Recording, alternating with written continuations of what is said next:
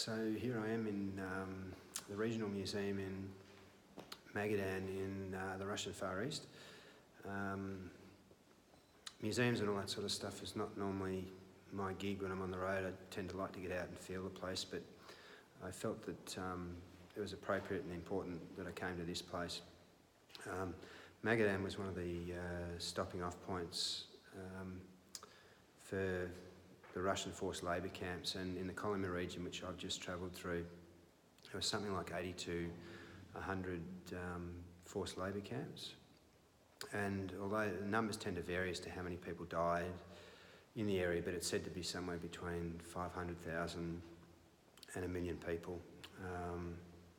And one of the accounts that I read said that, or one of the guards had made the point, or one of the people running the forced labour camps made the point that they got as much out of the prisoners as they could for the first 3 months, and after that they became useful.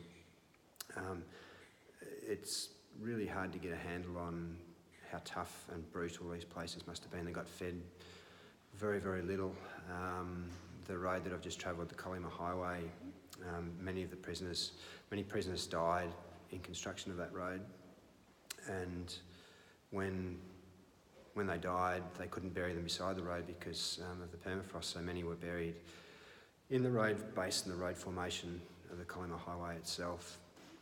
So yeah, what I've been looking at here this morning, unfortunately, for me anyway, the text is all in Russian. I can't read a lot of it, but it sort of incorporates some of the utensils and stuff that were here. And a lot of the forced labour camps were at their peak between the 20s, or 30s, 40s and 50s in the time of Stalin's era, and they included, a lot of the intellectuals from Russia that,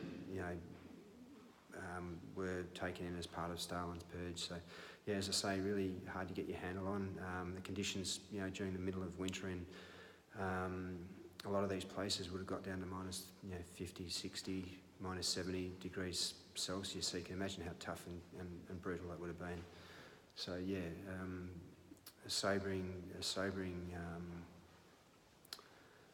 place to come, and it reminds us, we tend to focus on things like the Holocaust and all that, but there's all these other, humans have a great ability to inflict great harm and brutality on themselves, and this is something that was probably as significant as what happened in the Holocaust back in the Second World War. And we've also seen more recently places like the Congo, where some estimates put 5 million people have died in the wars that took place in the Congo in the sort of middle 1990s to early 2000s.